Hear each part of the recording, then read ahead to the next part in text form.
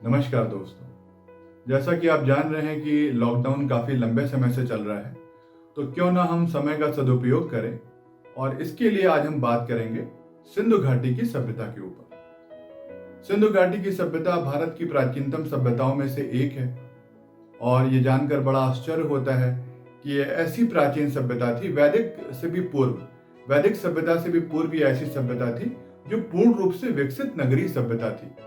तो आइए बात करते हैं सिंधु घाटी की सभ्यता के बारे में।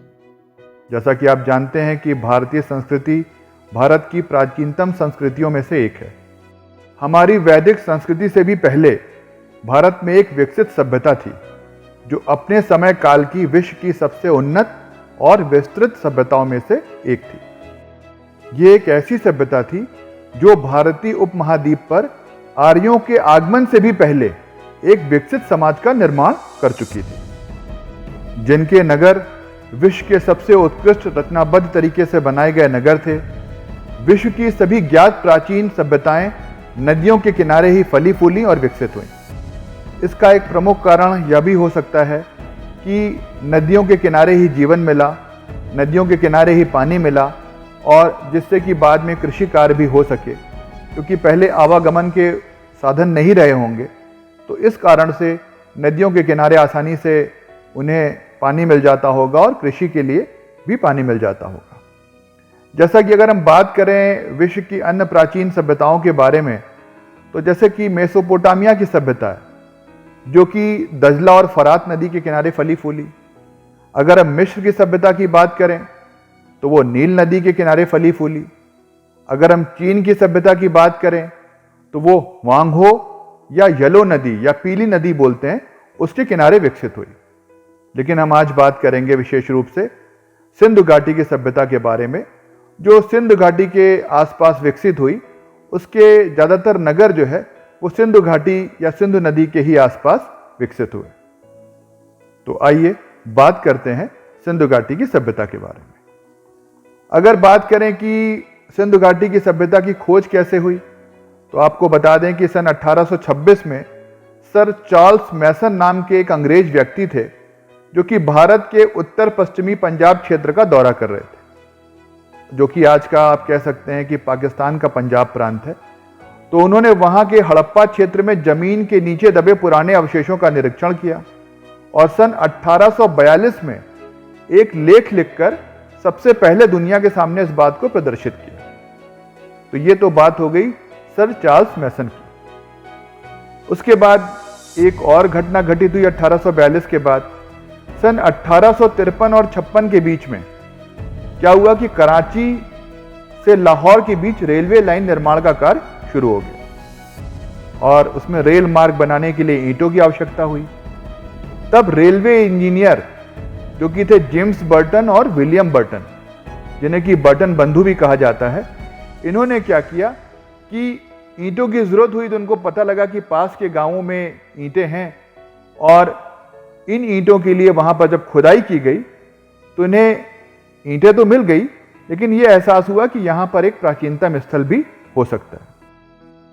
उसके बाद एक अंग्रेज अधिकारी थे अलेक्जेंडर कनिंगम, जिन्होंने क्या किया कि हड़प्पा के टीले का सर्वेक्षण किया, निरीक्षण किया, और 1856 में हड़प्पा का एक मैप प्रस्तुत किया, एक मानचित्र बनाया। और दोस्तों आपको बता दें कि ये वही अंग्रेज अधिकारी थे जिन्होंने 1861 में भारतीय पुरातात्विक विभाग की स्थापना की। इन्हें भारतीय पुरातात्विक विभाग का जनक भी कहा जाता है।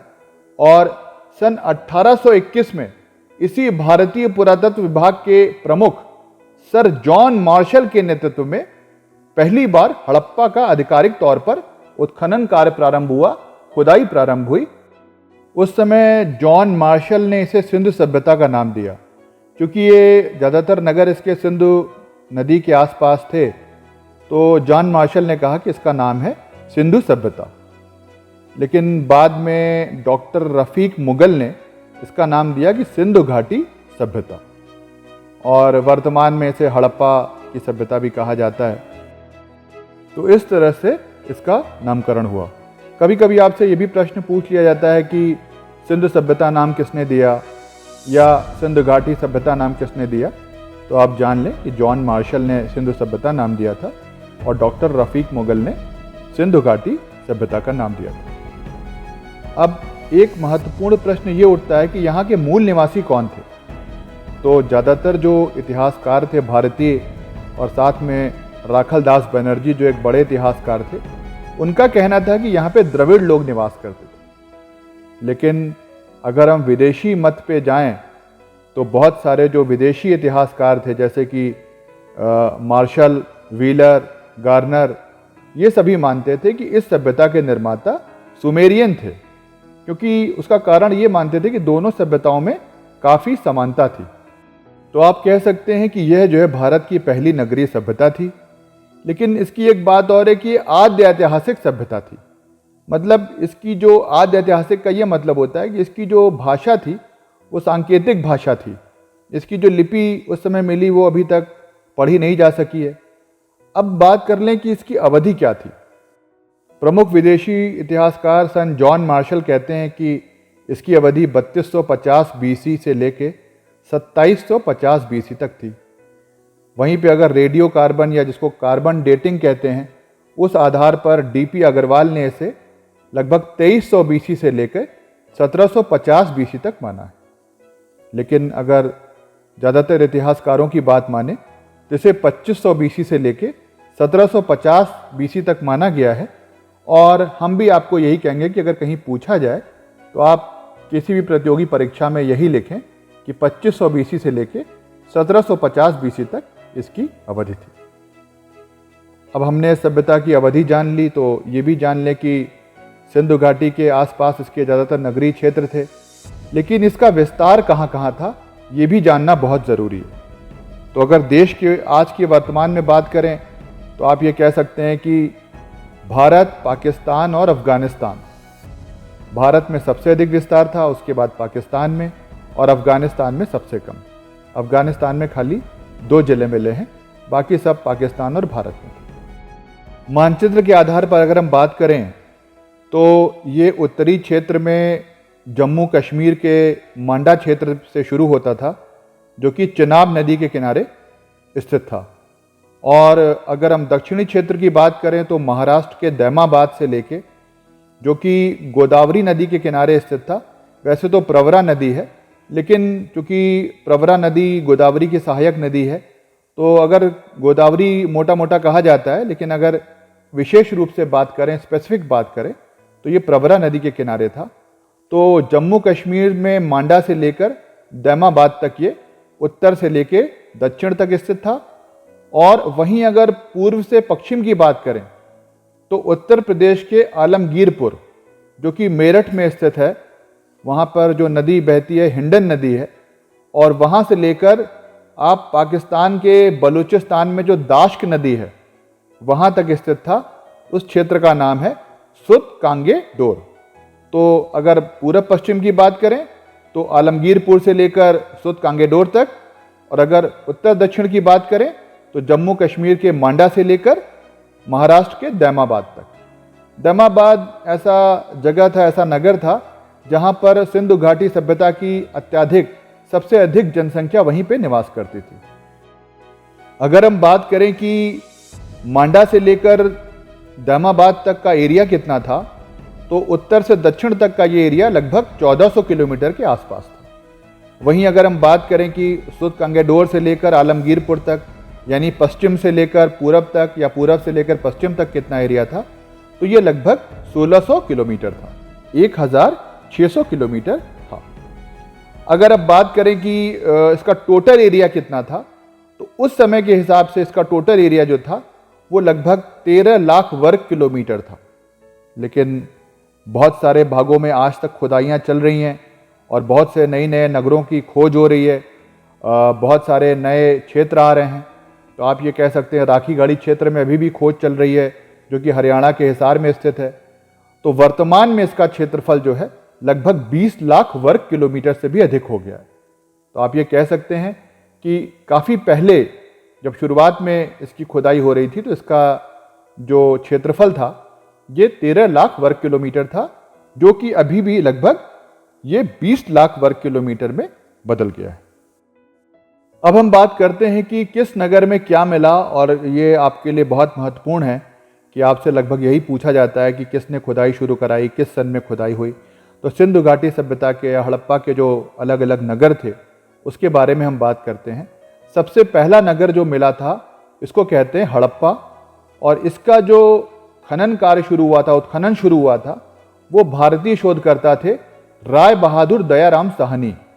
तो भारतीय शोधकर्ता राय बहादुर दयाराम साहनी की देखरेख में 1921 में, ये सन जरूर याद रखिएगा, 1921 में इसका उत्खनन कार्य शुरू हुआ। आपको अगर जगह की बात बताएं तो ये इस समय पाकिस्तान के पंजाब प्रांत के मोंटगोमरी जिले में है, जिसे कि वर्तमान में शाहीवाल कहा जाता है।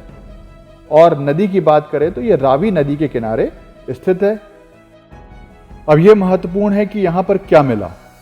तो आपको बताएं कि सबसे पहले तो सिंधु घाटी सभ्यता का पूरा शहर ही पहला ये मिला, जिसका कि विस्तार से अध्ययन किया गया। तो आप ये कह सकते हैं कि इस पूरे शहर के अध्ययन से बहुत सारा उनकी सभ्यता के बारे में जानकारी हो सकी, सिंधु घाटी सभ्यता के बारे में जानकारी हो सकी, और उसी आधार पर अन्न खुदाई में बहुत मदद मिली। वहीं बात की जाए अगर अन्न के बारे में, तो वहाँ के लोग अन्न का उपयोग जानते थे। वहाँ पर अन्नगार मिले। अन्नगार से ये पता लगा कि वहाँ के लोग इन अन्नगारों में अपना अन्न संरक्षित रखते थे। और इस बात के भी प्रमाण मिले हैं कि वहाँ के लोग गेहूं और जौ की खेती करते थे। हड़प्पा के दुर्ग टीले में 12 अन्नागार मिले हैं। 6-6 की पंक्ति में 2 पंक्तियां मिली हैं, कुल 12 अन्नागार मिले हैं, जहां पर गेहूं और जौ के प्रमाण स्पष्ट रूप से मिलते हैं। तो इस तरह से आप ये कह सकते हैं कि हड़प्पा सभ्यता में लोग खेती करना जान गए थे और गेहूं का प्रयोग भी जान गए थे। अब अगर नगर की बात की जाए तो नगर 2 भागों में बटा हुआ था। पहला है पूर्वी टीला, जिसे कि नगर टीला भी कहा जाता था, और दूसरा है पश्चिमी टीला, जिसे दुर्ग टीला भी कहा जाता था। और इसी दुर्ग टीले को या पश्चिमी टीले को मार्टिन व्हीलर जो है एक इतिहासकार थे, इन्होंने माउंट एबी की संज्ञा दी थी। तो अगर हम बात करें दुर्ग टीले की, तो दुर्ग टीले में ज़्यादातर ऊंचाई पर बसा था और इसमें प्रशासनिक भवन थे, जहां पर प्रशासन के लोग, एडमिनिस्ट्रेशन के लोग रहते थे, और कुछ श्रमिकों के भी आवास थे, कुछ जो है मजदूरों के भी आवास थे। तो इस तरह से कह सकते हैं कि दुर्ग टीले में इस तरह का प्रशासन चलाया जाता होगा। और जैसा कि मैं बात कह रहा था कि यहीं पर वो 12 अन्नागार भी मिले हैं, जिसमें कि गेहूं और जौ मुख्य रूप से इसके साक्ष्य मिले हैं। तो अन्नागार भी इसी दुर्ग टीले में ही मिले। दुर्ग टीले के पास ही एक ईंटों का गोलाकार चबूतरा भी मिला है, जिसमें कि अनाज को साफ करने के साक्ष्य मिले हैं कि यहाँ पर अनाज को साफ किया जाता होगा। तो इससे ये पता लगता है कि वो लोग इसके बारे में भी जानते थे कि खेती करने के बाद अनाज की सफाई की जाती है। अब अगर वहाँ के नागरिकों की बात करें या जनसामान्य लोगों की बात करें, तो वो पूर्वी टीलों में निवास करते थे, ऐसे साक्ष्य या अवशेष प्राप्त हुए हैं। वहाँ के मकानों के बारे में एक बात और है कि उनके जो दरवाजे थे वो आमने सामने खुलते थे। इससे इस बात का ज्ञान होता है कि वो जो है एक रचनाबद्ध तरीके से, एक सिस्टमेटिक वे में नगर की स्थापना करने के बारे में जानते थे, और उसी तरह से वो अपने मकान बनाते थे।